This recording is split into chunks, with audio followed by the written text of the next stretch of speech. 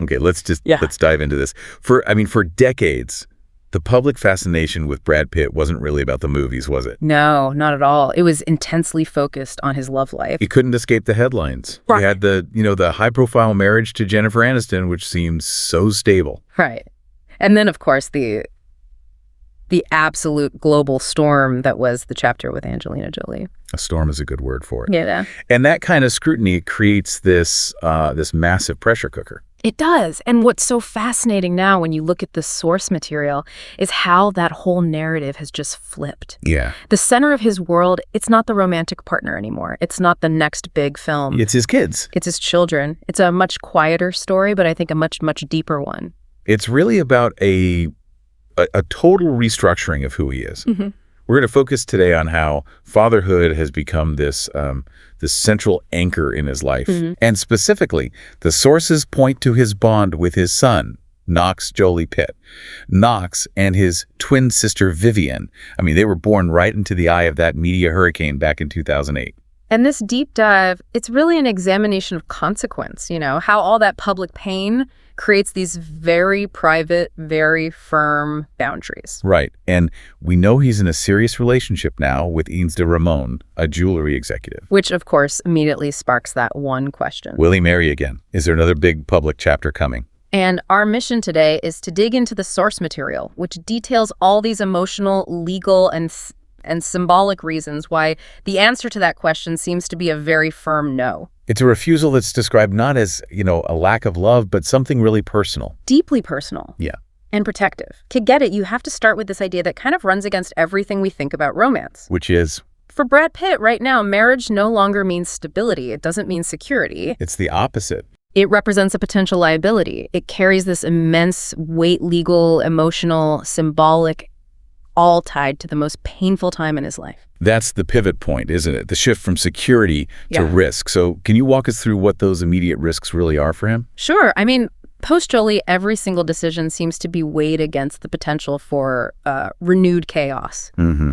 The sources basically outline three big concrete risks. The first is, it's the most visible one. Any formal marriage just inevitably invites comparison. The ghosts of the past. Exactly. Any new partner, any ceremony, it instantly drags all that history right back into the present. It forces a link between this new relationship and, two incredibly public marital failures. And he's got to be desperate to keep that history from poisoning his present, especially for the kids. Absolutely. Which leads to the second risk, the media. A quiet relationship can sort of fly under the radar, but an engagement, sure, a marriage, that's a global media event. It triples the paparazzi, the tabloid stories, the pressure, not just on him and his partner, but crucially, on his children. Who are still processing everything that happened. For sure. Okay, I get the emotional and the media risk. But let's pause on that third point you mentioned. Yeah. The legal complexity. I mean, wouldn't a marriage actually provide some legal stability for a new relationship? That's a great question, and it's counterintuitive. But you have to see it through the lens of this incredibly complex, ongoing family law situation. It's not over. In many ways, no. So introducing a new legally recognized spouse into that mix, it just adds an immediate, unnecessary layer of complexity. To everything. Finances, custody. Everything. Inheritance, asset division, any existing agreements just get murkier. For someone whose main goal is to simplify and stabilize life for his kids, adding a third-party legal entanglement, it's like self-sabotage. So for him, stability actually means fewer legal ties, not more. Precisely. It's a strategy. He's trying to minimize the surface area for any kind of attack or complication. He wants a smooth, predictable environment for his children, and a new marriage is. It's like throwing a grenade into that. And this is where the past is really dictating the present. The analysis suggests this isn't just some cold strategic calculation. No, not at all. It's driven by something much deeper. The material says he carries significant regret. Regret about how all those painful events went down, and especially how they damaged his relationships with his children. That regret is the engine here. It is. It's the catalyst for this entire deep dive. It's not just a feeling. It's his new rule book. That past pain makes repairing and preserving the bond with Knox and all his kids the absolute top priority. So the main metric for success in his life is no longer a box office hit. It's being a successful father, emotionally. Okay, so if regret is the engine, then protecting Knox is the mission. How does that look day to day? Well, the whole operational shift, as the sources put it, is driven by this desire to just not disrupt his role as a consistent, predictable dad. He's acutely aware. That's the phrase they use. Yes. Acutely aware that another marriage could destabilize the whole ecosystem they finally managed to balance. He understands it could be seen as placing, additional emotional strain on them. And the timing here is just so critical. Knox isn't a toddler anymore. No. He's at an age where awareness, memory, emotional processing, it's all deeply active. He remembers the split, the scrutiny. Absolutely. We're talking about an age where these memories are forming deep roots. He's internalizing all of it. For Pitt, this means he has to be hyper-vigilant about the perception of his actions. The perception of moving on too fast. That's a core concern. If he announces a marriage, it doesn't matter how long he's been with his partner. The media narrative, and maybe in his kids' minds, is one of rapid replacement. Which is a direct threat to the one thing he's trying to build. Consistency. Exactly. When a family has been through that much public disruption, consistency and predictability become like the highest emotional currency you have. In a new marriage with a ring and a headline. Screams volatility. It threatens that emotional safety zone he's worked so hard to build. So the equation is simple. Remarriage threatens stability, so he's determined to avoid that old pattern of putting romance or image ahead of being a parent. Okay, so the legal, the symbolic, the emotional baggage of a formal marriage is just, it's too much to bring back into this life he's so carefully rebuilt. But if that's the operational change, what do the sources say about the deeper shift?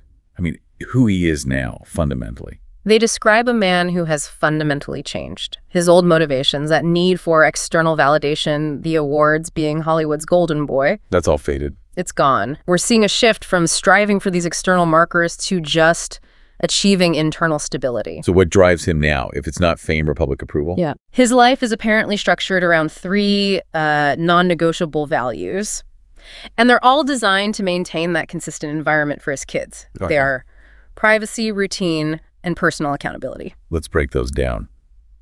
Routine seems like a strange one for a global movie star. It is, but it's the total opposite of chaos, right? For a celebrity, routine means saying no. It means turning down huge film projects that take you away for months. Right. It means stability in one place, reliable schedules, just being predictably present. It's an active choice to resist the lifestyle he used to have. And that accountability piece feels really key given, his past. Absolutely. And accountability in this new context is the inverse of his old Hollywood image. He's not accountable to a studio or to gossip mags or a public persona anymore. He's accountable to his kids. To their need for a stable, emotionally available father. It means he's actively choosing a life that minimizes public drama, so his private actions finally match his priorities. So let's bring it back to our core idea. In this new value system, marriage is a potential liability. How does that contrast with Knox being the anchor? It's such a crucial distinction. Marriage, as a symbol, anchors him to an image. The romantic leading man. Yeah, the next big public partnership. An image that, in his past, brought massive instability. Knox, on the other hand, represents something grounding and real. He anchors Pitt to responsibility. A child demands consistent action, not an image. Exactly. Regardless of public opinion, Knox is the litmus test for every big choice. So all of his choices now just reflect this overwhelming desire to be predictable, present, and emotionally available. The analysis is pretty strong that this isn't some deep fear of commitment. No, not in the psychological sense. The source material frames it as explicitly choosing stability over symbolism. He's deeply committed, but that commitment is directed toward his role as a parent. He's resisting the public vow. Because his own history has shown him that that very symbol carries immense destabilizing risk. He sees the symbol itself as a threat. That makes perfect sense. But this does raise a challenging question. If he's avoiding marriage only to protect himself and his kids, doesn't that risk making someone like Ines de Ramon feel secondary? And that's where the sources add a bit of nuance. They're very clear he hasn't closed himself off to love at all. He's capable of a deep, meaningful relationship. It's not about the depth of the feeling. It's about the formalization. He's just making a sober, clear-eyed assessment of how the public and legal systems interact with celebrity relationships. So love can exist quietly and be real without needing a ring or a proposal or some big public declaration. This is the very definition of love without labels. It's a committed partnership without the legal tripwire. When you really boil it down, it's clear he's thinking long-term. But not in terms of romantic milestones. No, not the big wedding or the joint interviews. He's thinking purely in terms of trust, consistency, and emotional safety for his children. It's a different endgame. So in his world, avoiding the traditional symbol of commitment is actually the higher form of commitment to his kids. Any decision that threatens those core priorities, no matter how fulfilling it might be for him personally, is just one he's not going to make. He's not rejecting romance. He's protecting the one role that now defines him more than anything else. Being a father first. Knox Jolie-Pitt symbolizes that fundamental lesson he's learned in duty and self-preservation. And that, for you, the listener, is really the core of this deep dive. We started out looking at Brad Pitt's love life, but we ended up analyzing how this deeply personal, painful experience can just override every public expectation. His identity has been fundamentally rebuilt, with parental duty as the compass for a life now built on routine and accountability. It's a calculated choice for self-preservation, guided by an absolute commitment to being a father. You know, this raises a really important question that goes way beyond just one celebrity. Given the kind of insane media scrutiny and legal complexity public figures face, especially those with kids who've been through messy public splits, is this idea of love without labels, choosing a deep, committed partnership over legal formalism, is that becoming the only truly stable path for celebrity parents? What does it mean when, for a high-profile life, stability actually requires avoiding the very legal and symbolic ties our society traditionally associates with commitment? A total reevaluation of what commitment even looks like when your life is lived under a microscope. It's a serious question, and definitely something worth mulling over.